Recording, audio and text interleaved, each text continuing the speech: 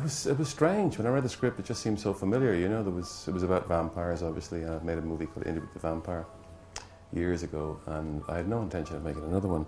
But this script was so lovely and so kind of deft. You know, I thought I really have to make it. You know. I read the script and just absolutely wanted to do it. It was right up my street.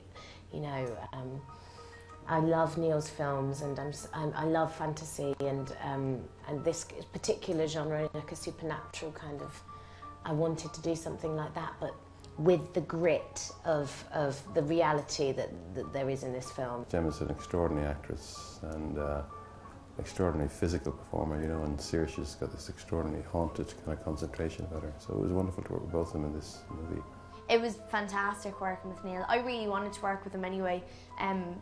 Because not only is he a great director, but he's a great Irish director, and I had never worked with an Irish director on a film before, so I was really excited about the idea of us doing something together, and we were trying to find something to do together for a couple of years before that, so it was nice that this finally came up and it worked out and everything. And in many ways, Eleanor is a similar character to Louis in Interview with the Vampire, you know, because she's somebody who hates the idea of taking life, you know, hates the idea of this compulsion that she has in herself that she needs to live, you know. The thing about this is that even though it's quite gothic and classical in some ways, it's very realistic, especially in the present. So even the camera work is very, you know, it's handheld, it's quite, there's a lot of fluid to it, there's a lot of movement.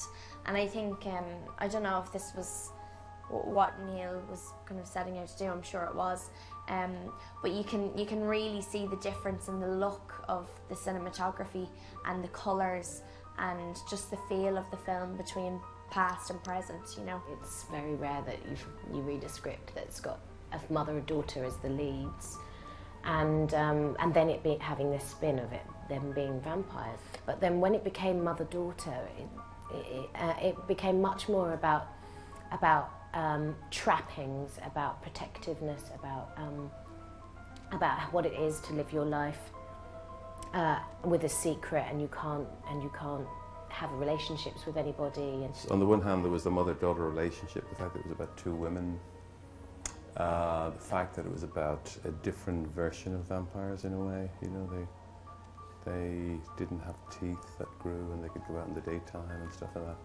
But I think more to the point, it was about a young girl who'd been trying to tell her story for 200 years, you know, and her story was a forbidden.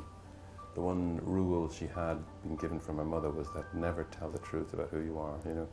And she had this compulsion to tell this story. And in many ways, the entire movie is a kind of a record of her attempts to tell the truth about herself, you know. And I thought it was lovely, you know. That's why I wanted to make it.